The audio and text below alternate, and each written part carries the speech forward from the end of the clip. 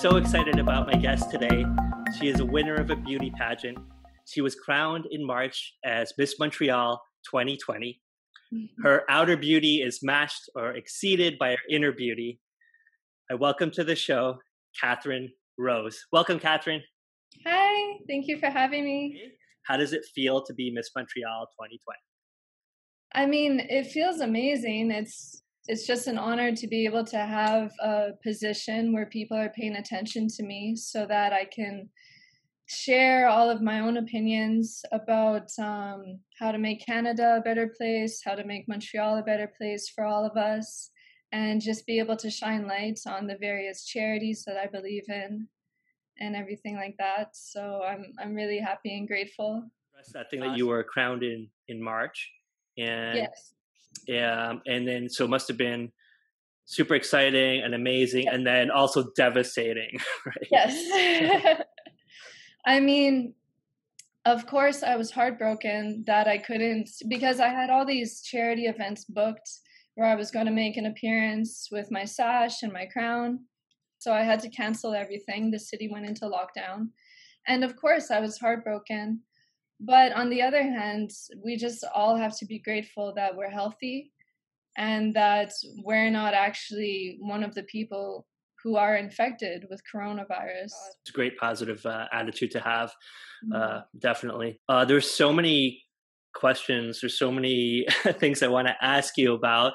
One was, so I was doing my homework on you, and I saw the article about you delivering pizza, and I thought that was so super sweet. So do you want to speak to that for a little bit? It was a spontaneous thing. I was just driving around in my car, just trying to enjoy some sunlight after our cold, dark winter. And I just heard on the radio that it was International Nurses Day.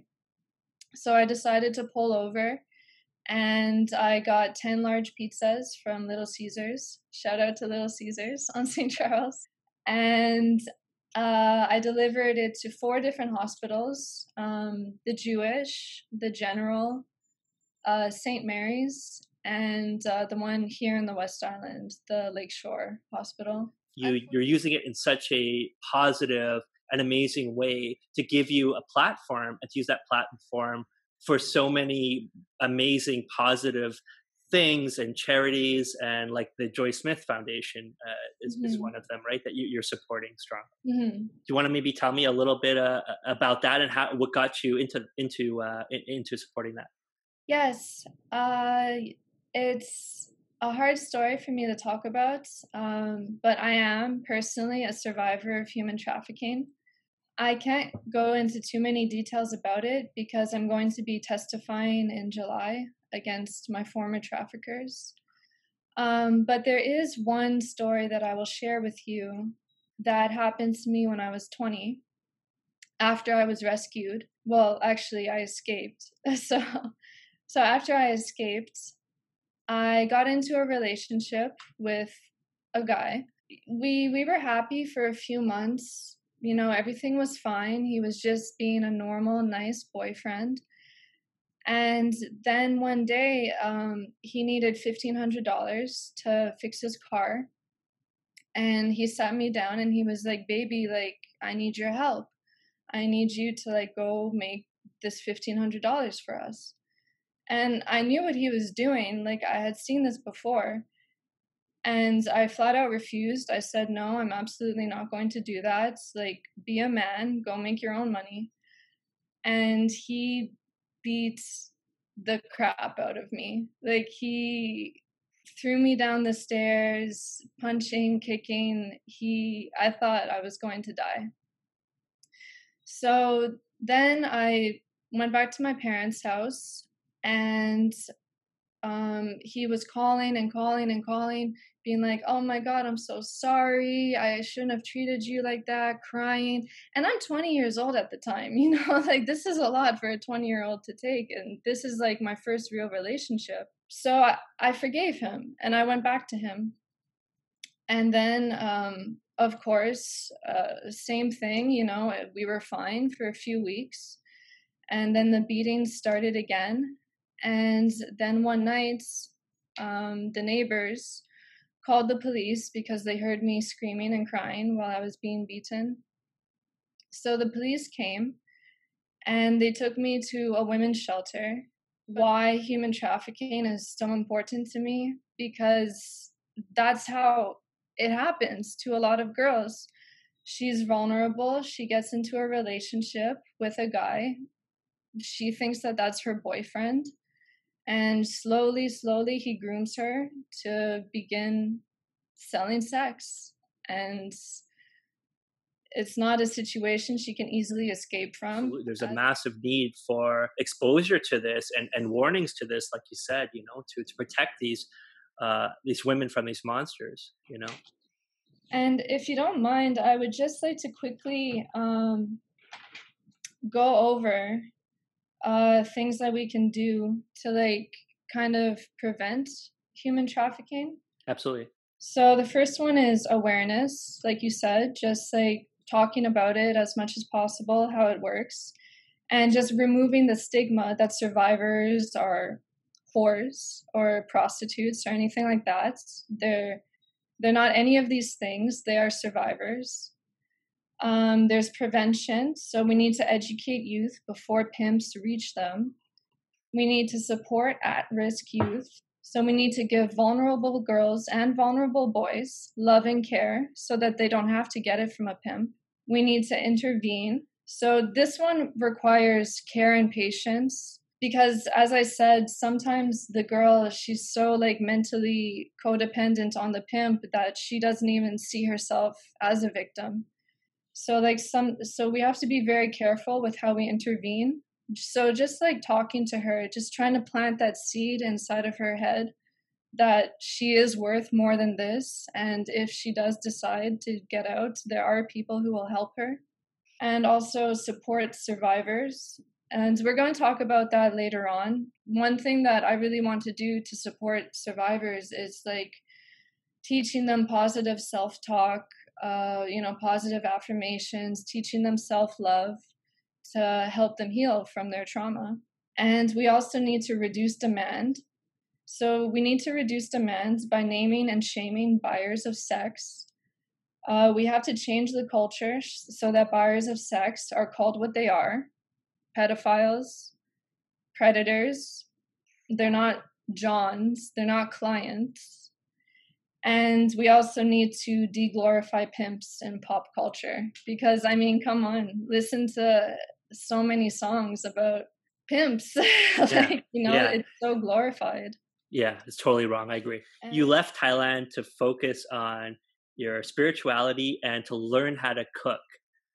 So is that what that's? They did. Somebody wrote that about you. So No, it's because the lady who interviewed me asked me what I was doing during my quarantine.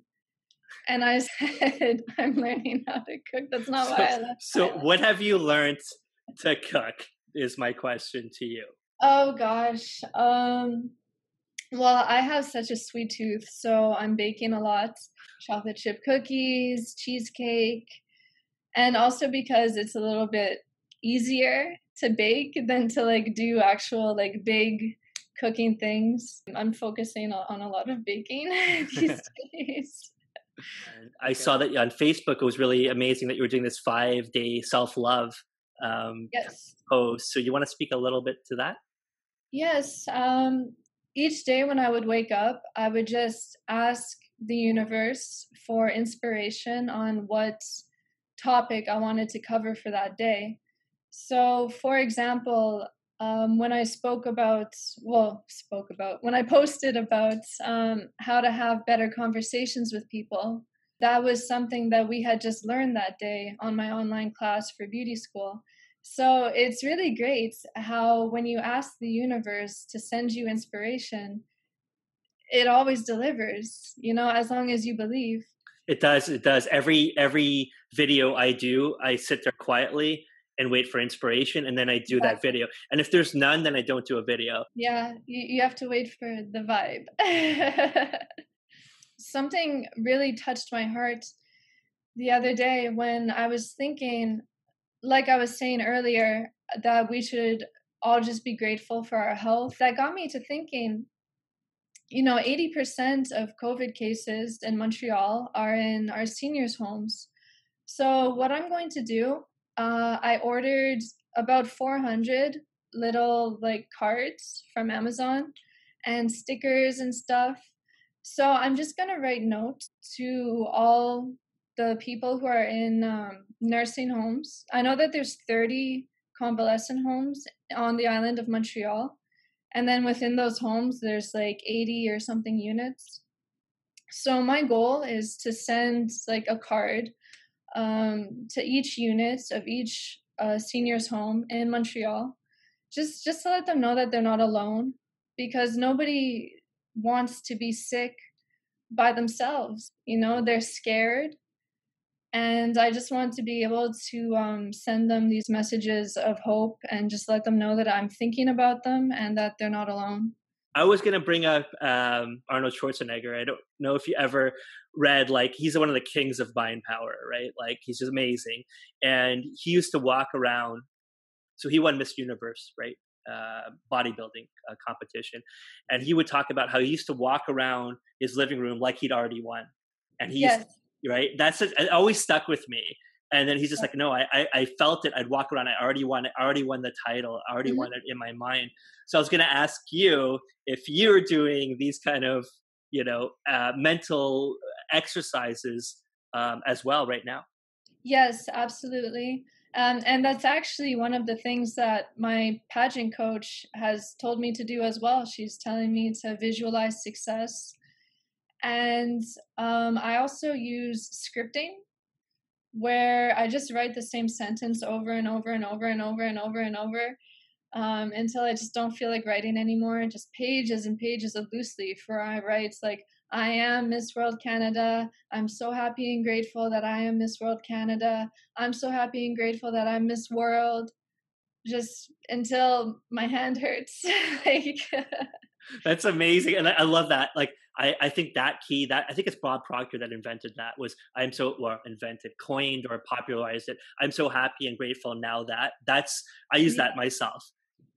That's I think it's very powerful. And the other thing is asking powerful questions. What would it take for me to be Miss World Canada, 2020? What would it take to be like, how, and ask those questions? Because so many times we ask the wrong questions, right? Just like, again, on those negative ways, like why is my life so bad? Why does everyone else have so much bad? Like, why is everyone else having fun and I'm not? And we ask these questions, but when you ask your subconscious mind this question, why is my life so bad? It says, well, let me give you an answer. And it makes your life, that's interesting. Yeah, like worse. So it's asking the right questions. And if you can start asking those things, then it's looking to answer. Subconscious mind looking to answer. It's going to give you evidence or compound on your reality. Okay, I'm going to look into that. I haven't heard that before. You seem like on such a positive trajectory. Like, it seems like, you seem like such a warm-hearted person, and thank you. So many nice things, and you're doing the right work. Like what's very close to my own heart, where I work on myself, is self-help and developing and meditation and raising my own vibrations. And then I use my time to serve others and to help them and raise their vibration. You have to take care of yourself first before you take care of others. Yeah, I always think of the on the airplane, right? The oxygen mask goes on you first. I always think of that. Well, I'm just so grateful that you reached out to me to do this podcast. I'm really happy that we're friends. And I look forward to talking more in the future. And yes, I'm just so happy. Like, you totally made my day. Like, you totally made my Sunday. I wish you a successful and peaceful mind. Thank you. And a great day. Okay, bye, Katherine.